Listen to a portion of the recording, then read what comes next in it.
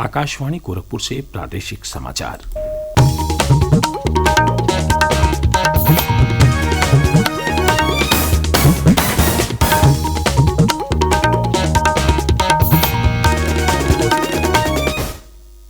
नमस्कार, समाचार बुलेटिन के साथ मैं वेद प्रकाश पाठक। पहले मुख्य समाचार। ग्रेटर नोएडा के गौतम बुद्ध विश्वविद्यालय के दीक्षांत समारोह में उपराष्ट्रपति जगदीप धनखड़ हुए शामिल। कहा, भारत को 2047 तक विकसित राष्ट्र बनाने में युवाओं की होगी महत्वपूर्ण भूमिका। पूर्व प्रधानमंत्री अटल बिहारी वाजपेयी की जयंती की पूर्व संध्या पर लखनऊ में अटल गीत गंगा कार्यक्रम का हुआ आयोजन। मुख्यमंत्री योगी आदित्यनाथ ने की शिरकत। कृषि मंत्री सूर्य प्रताप शाही की उपस्थिति में हुआ चाय चौपाल का आयोजन। कृषि मंत्री ने कहा, केंद्र और प्रदेश सरकार किसानों के हितों के लिए कर रही है काम। और श्रद्धा भक्ति और हर्षोल्लास के वातावरण में आज मनाया जा रहा है क्रिसमस का पर्व।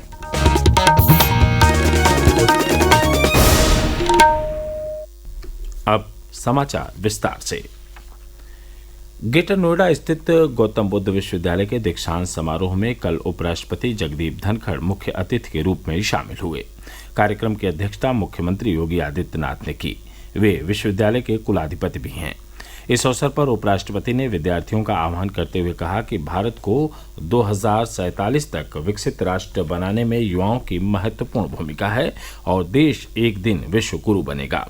उपराष्ट्रपति ने कहा कि भारत की अर्थव्यवस्था आज से 10 साल पहले चिंता का विषय थी, लेकिन अब भारत विश्व की 5वीं सबसे बड़ी अर्थव्यवस्था बन गया है।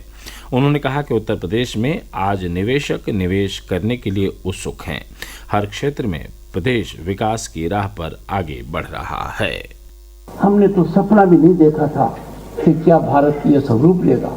आपने भी नहीं देखा था उत्तर प्रदेश में कि यहाँ पर इस प्रकार का लॉ एंड ऑर्डर का वातावरण होगा। लोग इन्वेस्टमेंट यहाँ करना चाहेंगे।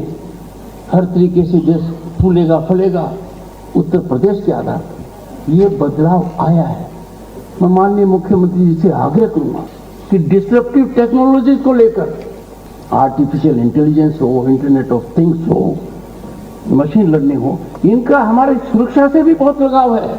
क्योंकि सुरक्षा के मामलों में Uttar Pradesh is coming up as a great hub of defence production.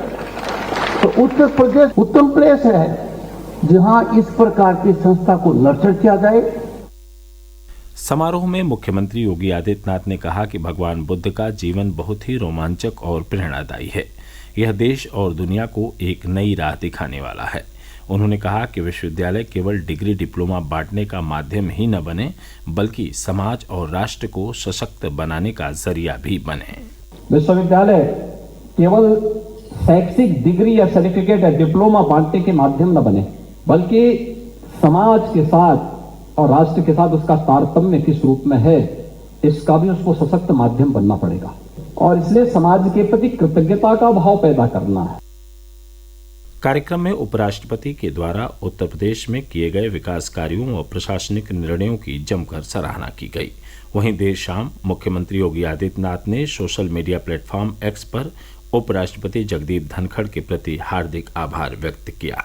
उन्होंने कहा है कि प्रधानमंत्री के मार्गदर्शन और उनके विजन के अनुरूप नया उत्तर प्रदेश सेवा, सुरक्षा, सुशासन और विकास के सुपथ पर सतत गतिशील है। दीक्षांत समारोह में 8 विद्यार्थियों को चांसलर की उपाधि प्रदान की गई। साथ ही 7,000 से अधिक छात्र छात्राओं को डिग्री प्रदान की गई। भारत रत्न पूर्व प्रधानमंत्री अटल बिहारी वाजपेयी की जयंती की पूर्व संध्या पर कल लखनऊ में अटल गीत गंगा कार्यक्रम का आयोजन किया गया। इस कार्यक्रम में मुख्यमंत्री योगी आदित्यनाथ, उप मुख्यमंत्री ब्रजेश पाठक, प्रदेश सरकार में मंत्री संजय निषाद और प्रदेश भाजपा अध्यक्ष भूपेन्द्र सिंह चौधरी सहित अन्य गणमान्य लोग उपस्थित रहे। इस मौके पर मुख्यमंत्री ने कहा कि अटल जी ने जिन मूल्यों और आदर्शों को जिया था, उसका मूर्त रूप भगवान श्री राम के मंदिर के रूप में 22 जनवरी को प्रधानमंत्री नरेंद्र मोदी के कर कमलों द्वारा हम सबके सामने होगा। उन्होंने कहा कि यह अद्भुत संयोग है कि अटल जी की जन्म जयंती का शताब्दी वर्ष भी है। पूरे वर्ष कार्यक्रम होंगे और 25 दिसंबर 2024 को इस उपलक्ष्य में भव्य समारोह आयोजित होगा। उप मुख्यमंत्री ब्रजेश पाठक ने कहा कि अटल जी ने भारत को पूरी दुनिया के पैमाने पर स्थापित करते हुए आकाश की बुलंदियों पर तिरंगा फहराने का काम किया था। उन्होंने परमाणु परीक्षण कर दुनिया में भारत को ताकत के साथ स्थापित किया। उनकी नीतियों से हमें सीखना होगा और उनके बताए हुए रास्तों पर आगे बढ़ना होगा। प्रादेशिक समाचार आप आकाशवाणी गोरखपुर से सुन रहे हैं। यह समाचार बुलेटिन हमारे YouTube channel AIR news Gorakhpur और ट्विटर हैंडल AIR न्यूज़_GKP पर भी उपलब्ध है। कृषि मंत्री सूर्य प्रताप शाही ने कल हापुड़ जनपद के ग्राम असौड़ा में आयोजित चाय चौपाल में लोगों को संबोधित किया। उन्होंने कहा कि केंद्र और प्रदेश सरकार किसानों के हितों के लिए काम कर रही है। उन्होंने कहा कि प्रदेश में फर्टिलाइजर पर्याप्त मात्रा में उपलब्ध है। कृषि मंत्री ने कहा कि पूर्व प्रधानमंत्री अटल बिहारी वाजपेयी ने किसानों के हित में कई कदम उठाए थे। उनके प्रयासों से गांवों को पक्की सड़कों से जोड़ने का काम किया गया है। साथ ही किसानों को कम ब्याज पर किसान क्रेडिट कार्ड के माध्यम से ऋण उपलब्ध कराया गया, जिससे कृषि क्षेत्र में बड़ी क्रांति आई। काशी तमिल संगमम के दूसरे संस्करण के 8वें दिन कल तीसरे एकेडमिक सत्र का आयोजन किया गया। वाराणसी के नमो घाट पर तमिलनाडु से आए आध्यात्मिक दल ने इस सत्र के दौरान वक्ताओं से कई सवाल जवाब भी किए। वहीं तमिलनाडु से आए आध्यात्मिक समूह ने कल ही हनुमान घाट पहुंचकर गंगा नदी में स्नान किया। समूह ने घाट पर स्थित सभी प्राचीन मंदिरों में दर्शन पूजन किया। इसके बाद इन तमिल मेहमानों को सुब्रमण्यम भारती के घर ले जाकर उनके परिवार के सदस्यों से मुलाकात कराई गई। मेहमानों को काशी के प्राचीन मंदिरों के इतिहास की दिव्यता और भव्यता के बारे में जानकारी देने के साथ साथ कांची मठ ले जाकर वहां का इतिहास भी बताया गया।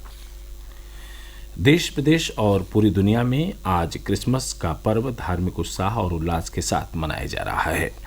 प्रभु ईसा मसीह के जन्मदिन पर आज प्रदेश भर में गिरजाघरों को आकर्षक ढंग से सजाया संवारा गया है। गिरजाघरों में आज विशेष प्रार्थना सभाओं के आयोजन किए गए हैं। विभिन्न स्थानों पर कैरोल गायन के कार्यक्रम आयोजित किए गए हैं। कई जिलों में कई स्थानों पर क्रिसमस मेलों के भी आयोजन किए गए हैं। राष्ट्रपति द्रौपदी मुर्मू और उपराष्ट्रपति जगदीप धनखड़ ने लोगों को क्रिसमस की शुभकामनाएं दी हैं।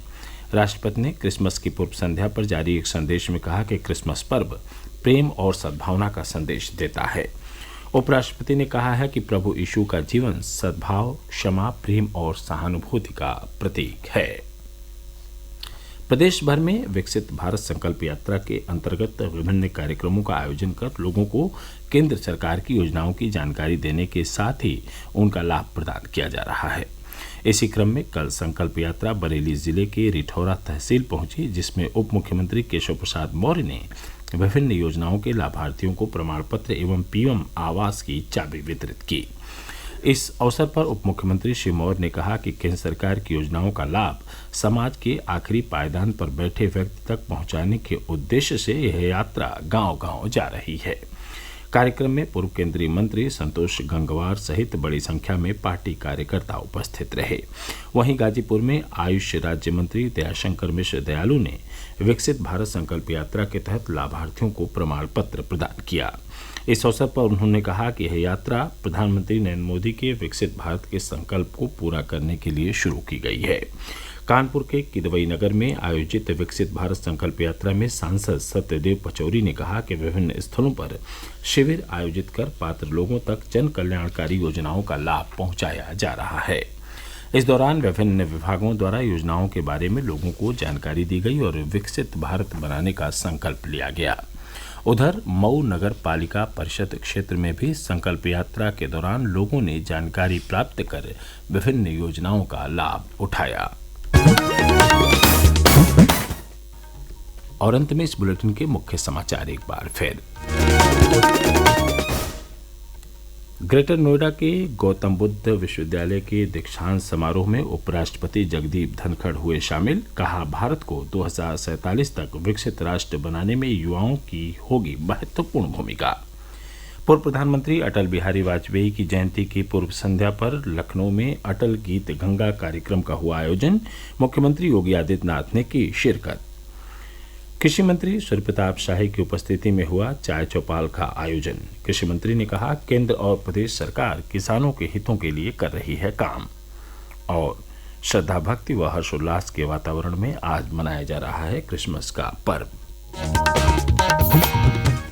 इसके साथ ही प्रादेशिक समाचारों का बुलेटिन समाप्त हुआ। नमस्कार।